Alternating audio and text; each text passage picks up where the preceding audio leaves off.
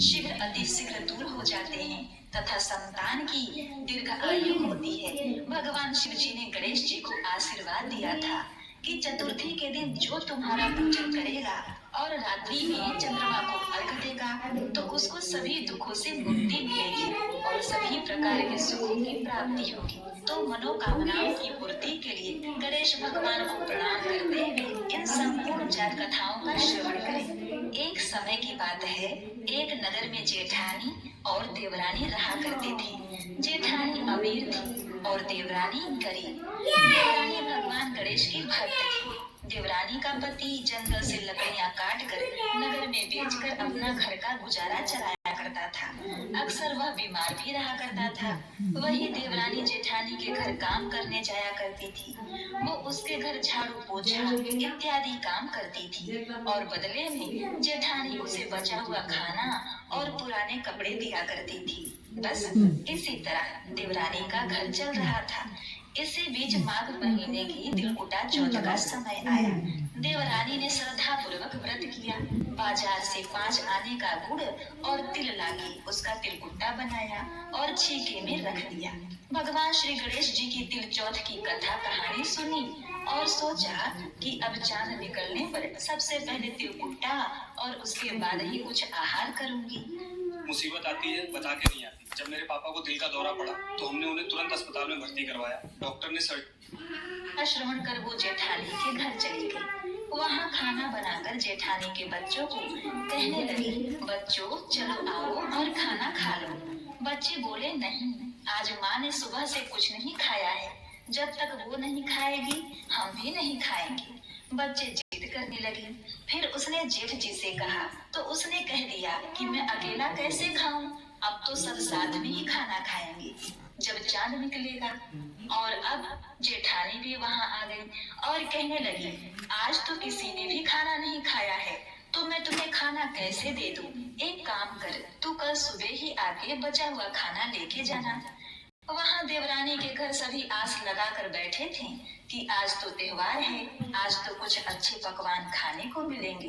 बच्चे बड़े ही बेचैन थे। देवरानी का पति और उसके बच्चे बड़ी आतुरता से देवरानी के आने का इंतजार करने लगे। अब बेचारी देवरानी आई और उसने सारी बात बताई। तब बच्चे बहुत निराश हुए और कहते हुए रोने लगे कि आज तो पकवान तो दूर, हमें रोटी तक खाने को नहीं मिलने वाली। वही देवरानी का पति भी उस पर गुस्सा हो गया और कहने लगा कि इतना काम करने पर भी तुझे 2 वक्त की रोटी भी नहीं दे सकते तो काम क्यों करती हो? और गुस्से में आके उसने अपनी पत्नी को कपड़े धोने के धोपने से मारा। धोपना हाथ से छूट कर गिर गया तो वो पाटे से मारा। वह बेचारी बिना कुछ कहे रोते रोते भगवान गणेश जी का नाम लेते हुए बस जल ग्रहण करके सो गई।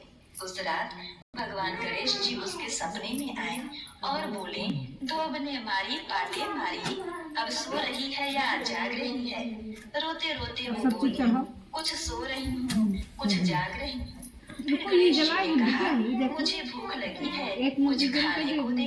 देवरानी बोली, मैं क्या दूं? मेरे घर में तो अन्न का एक दाना भी नहीं है। जेठानी मुझे रोज बचा हुआ खाना देती थी, आज वो भी नहीं है। मेरे घर में सब भूखे सोए हुए हैं। बस उस छीके में तिलकुटा पड़ा हुआ है, जाओ और खा लो। तिलकुटा खाने के बाद गणेश जी बोले, धोब ने मारी पाटे मारी, अब मुझे मिटाई लगी है, कहाँ निपटे? वह बोली, ये रहा मेरा घर, आपकी जहाँ इच्छा हो वहाँ निपट लो। तब गणेश जी छोटे बच्चे की आवाज में बोले, अब कहाँ पहुँचूं? नींद में मग्न देवरानी को अब गुस्सा आने लगा था कि कब से मुझे तंग किए जा रहे हैं और उसने कहा, यहाँ मेरे सिर पर पहुँचो और कहाँ पहुँचोगे? अब सुबह देवरानी और सभी देखकर चौंक गए। उन्होंने देखा कि सारा घर हीरे की मोतियों से जगमगा रहा है। गणेश जी वो हीरे की टिक्की जगमगा रहा था। देवरानी उस दिन जेठानी के घर काम करने लगी। बड़ी देर हो गई, लेकिन देवरानी का आना कुछ नहीं चला। तो जेठानी ने अपने बच्चे को देवरानी को लाने भेजा। जेठानी ने सोचा कि कल शायद मैंने देवरानी को खाना नहीं दिया, इसीलिए वो बुरा मान गई है। बच्चे देवरानी के घर पहुंचे और आवाज चाची चलो, माँ ने बुलाया है, घर पर सारा काम पड़ा है। अब देवरानी ने कहा, अब इसकी कोई जरूरत नहीं है, हमारे घर में सब भरपूर है, गणेश जी की कृपा से।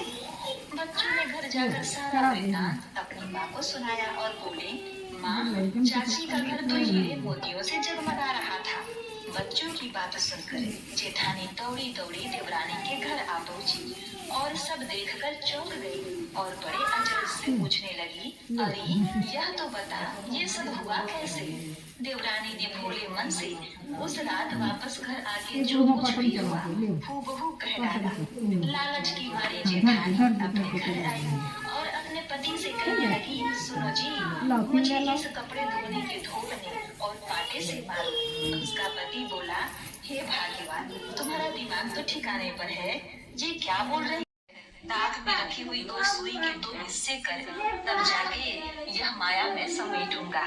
अब जेठानी ने हार मानकर चूल्हे के नीचे गाड़ी हुई हांडी और ताक पर रखी हुई 2 सुई भी बांट दी। इस प्रकार गणेश जी ने अपने बाल स्वरूप में आके जेठानी को सबक सिखाया। सब लोग पूजा कर रहे हैं। बंटवारा कर दिया। हे गणेश जी महाराज, जैसे आपने देवरानी पर अपनी कृपा की, वैसे ही इस कथा को कहने वाले, सुनने वाले और हुंकारा भरने वाले सभी पर अपनी कृपा में आकर चुपचाप लेट गया। रानियां आई और राजा से बोली, राजा उठिए, भोजन कर लीजिए। पर राजा ना उठा।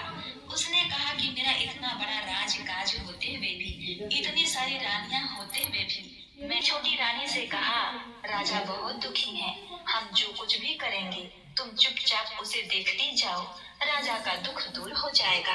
उसने जाकर राजा से कहा, महाराज उठिए, भोजन कर लीजिए, छोटी रानी गर्भवती है। राजा बड़ा खुश हुआ और जाकर खाना खाने लगा। की पार्वती पिता महादेवा, जय गणेश जय गणेश जय गणेश देवा। माता जकी पार्वती पिता महादेवा, की लाज रखो शंभु सुतवारी, कामना को पूरा करो जग बलिहारी। जय गणेश जय गणेश जय गणेश देवा। माता जकी पार्वती पिता महादेवा, गौरम करुणावतारम संसार सारम भुजगेन्द्रहारम, सदा वसन्तं हृदयारविन्दे भवं भवानी सहितं नमामि।